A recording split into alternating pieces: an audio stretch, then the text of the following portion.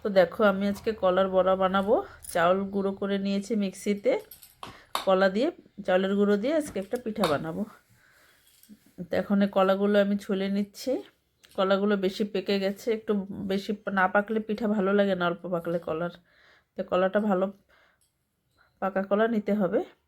যে এখন কলাগুলো আমি ছুলে নিচ্ছি। কলাগুলো পুরো দেশি কলা, আর পিঠে খাওয়ার জন্য এই দেশি কলা দিয়েই পিঠে খেতে হয়। আর ঠান্ডা পড়ে গেছে, তো ঠান্ডার দিনে পিঠে পায়েস এসব তো প্রত্যেক দিনই চলবে। আর পিঠে জিনিসটা শীতের সময় ঠান্ডার সময় বছরে একবারই খেতে ভালো লাগে। তার জন্য আমি আজকে স্টার্ট করে দিলাম পিঠে বানানো আজকের থেকে। এই যে কলাগুলো সব ছুলে নিয়েছি। এখন এর ভিতরে দিয়ে দেবো চিনি। মিষ্টিটা যে যেমন খাবে সেই হিসাবে দেব, কম বেশি মানে যার যার রুচি হিসাবে মিষ্টি ব্যবহার করা যায়। আবার ভীষণ ঠান্ডা লেগেছে, কথা বলতে একটু কষ্ট হচ্ছে। এই যে চিনি আর কলাটা আমি ভালো করে এখন মাখিয়ে নেব। চিনি দিয়ে চিনির সাথে কলাটা মাখালে কলাটা ভালো মেশবে, না হলে কলাটা দানা দানা থেকে যায়। এই যে এর ভিতরে আমি চাউলের গুঁড়ো দিয়ে দিচ্ছি।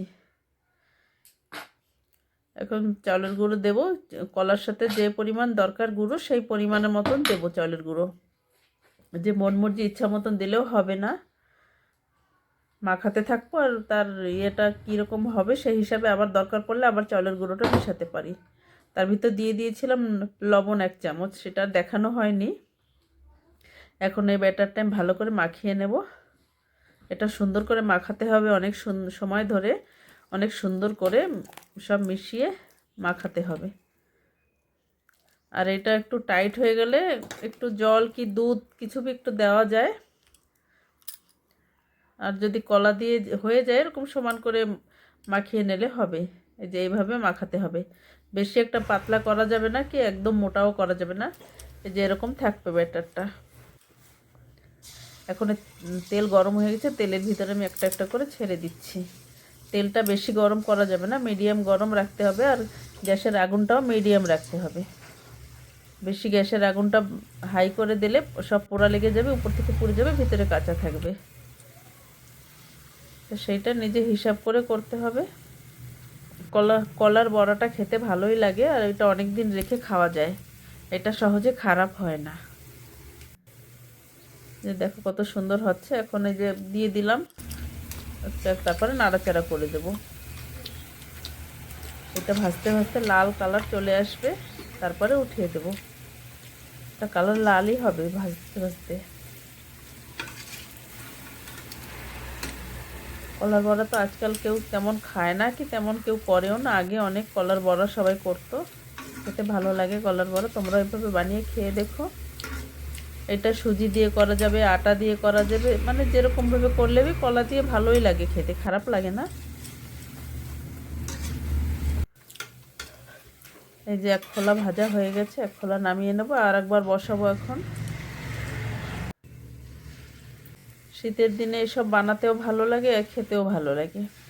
গরমের দিনে তো আর এসব বানানো যায় না, চুলার কাছে বসে অনেক কষ্ট হয়। শীতের দিনে বানাতে কোনো কষ্টই লাগে না।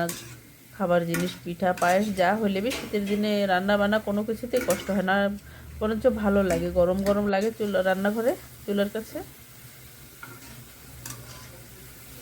এই যে আমার আরেকবার ভাজা হয়ে গেল। এইভাবে সব পিঠেগুলো এখন আমি ভেজে নেব।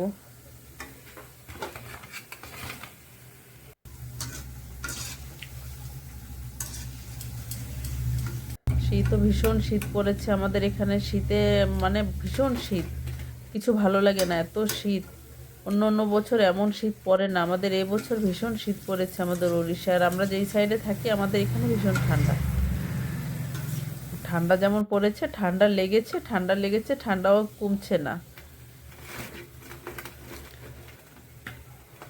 এই দেখো পিঠেগুলো আমার প্রায় সব ভাজা হয়ে গেছে। এই যে 1 থালা পিঠা ভেজেছি। কে কে খাবে চলে এসো আমাদের বাড়ি পিঠে খেতে। ভিডিওটা ভালো লাগলে একটা লাইক কমেন্ট শেয়ার করে দিও। আজকের মতন এইখানে রেখে